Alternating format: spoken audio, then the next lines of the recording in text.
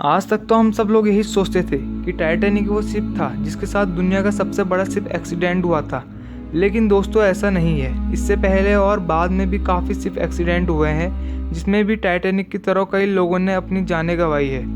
लेकिन जो ship accident मैं आज आप सबको बताने वाला हूँ उसमें टाइटैनिक, लुस्टेनिया, एम्प्रेसिव, आयरलैंड, टाइटैनिक, सुल्ताना और अटलांटिक जैसे दुनिया के सबसे बड़े कहे जाने वाले शिप एक्सीडेंट में होने वाली मौतों को जोड़े तो इन सब की मौतें मिला के भी इस एक्सीडेंट के सामने कम है। क्योंकि अगर हम इन सब में की मौतों को जोड़े तो टोटल 8100 होता है।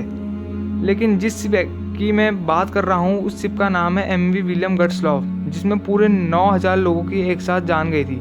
तो पूरी स्टोरी जानने के लिए बने रहिएगा वीडियो के अंत तक। और अगर वीडियो अच्छी लगी तो सब्सक्राइब भी कर लेना, लेकिन वीडियो को सिर्फ एक बार पूरी जरूर देख लेना। नमस्ते दोस्तों, कैसे हैं आप सब। स्वागत है आपका हमारे चैनल कहानी और किस्से में, जहां आपको मिलेगा सिर्फ सच। दोस्तों बात शुरू होती है जर्मनी से। वहाँ एक MV विलियम गट्सलॉफ नाम का शिप था जो कि मिलिट्री और मजदूरों के ट्रांसपोर्ट के लिए बनाया गया था, जिसका निर्माण ब्लोहम एंड वॉस शिपयार्ड द्वारा किया गया था। वैसे तो ये शिप 15 मार्च 1938 को पूरी तरीके से बन के तैयार हो गया था, लेकिन इसके साथ हादसा 1945 को हुआ था। तो आइए हम भी 1945 की ओर चलते हैं और शुरुआत करते हैं इस शिप की अंतिम सफ़र की कहानी को। 30 जनवरी 1945 का दिन। जर्मनी में सुबह की शुरुआत रेडियो पे एडोल्फ हिटलर के भाषण के साथ हुई, लेकिन रोमेनिया और प्रूसिया के लोगों का हिटलर में कोई इंटरेस्ट नहीं था और वो सब लोग सोचते थे कि हिटलर उनकी जान के लिए खतरा है। वे सब लोग अपनी जान बचाना चाहते थे और हिटलर से दूर जाना चाहते थे, जिस कारण करीब 10,000 लोग, जिसमें महिलाएं, बच्चे, आदमी और बुजुर्ग समेत कई सैनिक शामिल थे, वे सभी MV विलियम में ज़बरदस्ती सवार हो गए। ज़बरदस्ती इसलिए क्योंकि इस शिप की कैपेसिटी इतने ज़्यादा लोगों को ले जाने की नहीं थी। ये शिप ज़्यादा से ज़्यादा 4000 लोगों को ले जा सकता था। और दूसरा कि ये 4 साल से इस शिप ने एक भी बार यात्रा नहीं की थी। लेकिन 30 जनवरी 1945 को 12:30 बजे तक जब शिप पूरी तरीके से लोगों से भर गया तो उसके बाद ये अपने सफ़र के लिए रवाना हुआ। उस समय इस शिप के कैप्टन पीटरसन थे और शिप ने अपना सफ़र शुरू कर दिया था। सफ़र करते हुए जब ये रात को बैलिस्टिक सी में पहुँचे तो वहाँ अचानक मौसम काफ़ी ख़राब हो चुका था।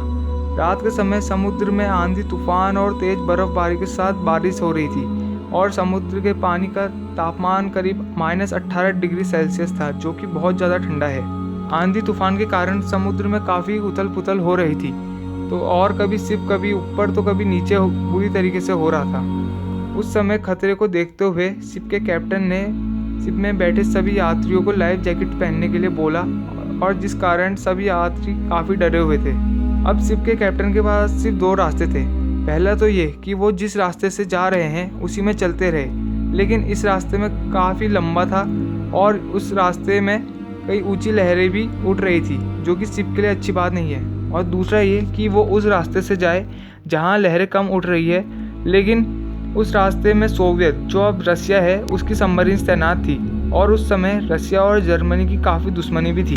लेकिन फिर कैप्टन को मजबूरी में दूसरा वाला रास्ता ही चुनना पड़ा, क्योंकि पहले रास्ते में वैसे ही काफ़ी ऊंची लहरें उठ रही थी और करीब 10,000 लोगों से भरे हुए शिप को ये लहरें आसानी से पलटा सकती थी।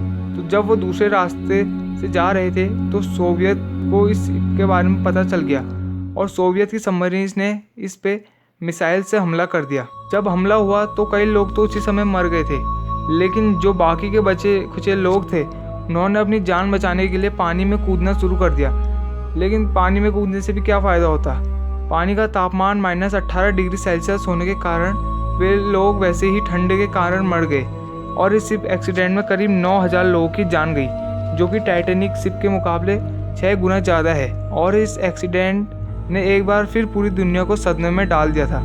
तो दोस्तों शायद आपने भी इस एक्सीडेंट के बारे में आज पहली बार ही सुना होगा। और अगर आज से आपसे कोई पूछे कि सबसे बड़ा शिप एक्सीडेंट दुनिया का कौन सा था, तो आंख बंद करके आपको MV विलियम गट्सलॉफ का नाम ले लेना है। तो दोस्तों इस चैनल और इस वीडियो के बारे में अपने व्यूज़ कमेंट में देना मत भूलना। और अगर आपको वीडियो अच्छी लगी तो लाइक करके सब्सक्राइब बटन और बेल आइकन भी दबा देना, क्योंकि हमारे चैनल में ऐसी ही अनजान और इन्फॉर्मेटिव कहानियाँ आती रहती है। तो दोस्तों मिलते हैं अगली वीडियो में कुछ नई इन्फॉर्मेशन के साथ। तब तक के लिए जय श्री राम, धन्यवाद।